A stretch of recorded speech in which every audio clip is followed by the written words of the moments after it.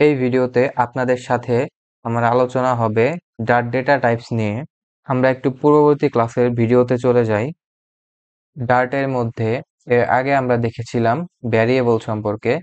এখানে এই 10 ভ্যালু বা ডাটাটা বিভিন্ন ধরনের হতে পারে।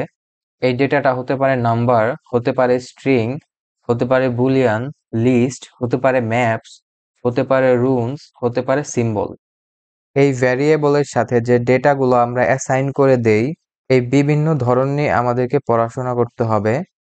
শুধু এই ভিডিও থেকে নয়, আপনারা গুগলে গিয়ে একটু ঘাটাঘাটি করবেন ডার্ট ডেটা টাইপস নিয়ে। যত বেশি জানার আগ্রহ থাকবে তত বেশি জানতে পারবেন।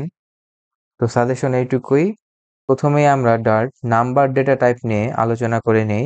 তো এতগুলো ডাটা টাইপস আমরা দেখতে পাচ্ছি, এখান থেকে সবগুলো আমাদের তেমন একটা প্রয়োজন পড়বে না বা আমরা সবগুলো ব্যবহারও করব না।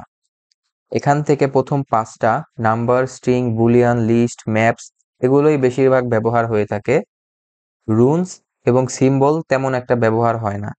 সো আমরা number, strings, boolean, list and maps এই ডেটা টাইপগুলোর উপর বেশি ফোকাস করব।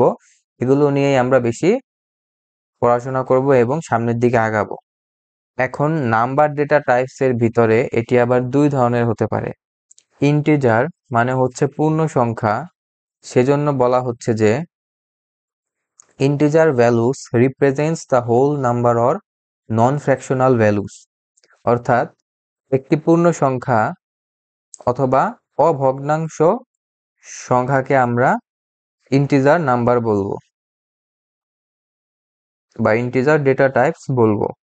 আর ডাবলের ক্ষেত্রে বলা হচ্ছে double value represents the floating number or number with the large decimal points, অর্থাৎ যখন কোনো ভগ্নাংশ সংখ্যা কিংবা দশমিক সংখ্যা নিয়ে কাজ করব তখন তাকে ডাবল নাম্বার বলা হয়। তো চলেন এই বিষয়টি আরেকটু ভালো মতো দেখা যাক। এর আগে আমরা করেছিলাম কি, যখন ভ্যারিয়েবল নিয়ে আলোচনা করেছিলাম তখন এক্স এর ভ্যালু দিয়েছিলাম 10 এবং ওয়াই এর ভ্যালু দিয়েছিলাম 40। এই 10 ভ্যালুটি হচ্ছে একটি ইন্টিজার সংখ্যা বা ইন্টিজার নাম্বার এবং 40 সংখ্যাটাও হচ্ছে একটি ইন্টিজার নাম্বার বা অভগ্নাংশ সংখ্যা। এই অবস্থায় জেড এর ভ্যালু আমরা পেয়েছিলাম 50, যা একটি পূর্ণ সংখ্যা। অর্থাৎ বোঝা যাচ্ছে যে আমরা যখন দুইটি ইন্টিজার সংখ্যা বা একটি ইন্টিজার সংখ্যা নিয়ে কাজ করব, সেটার আউটপুটও আসবে ইন্টিজার সংখ্যা বা পূর্ণ সংখ্যা।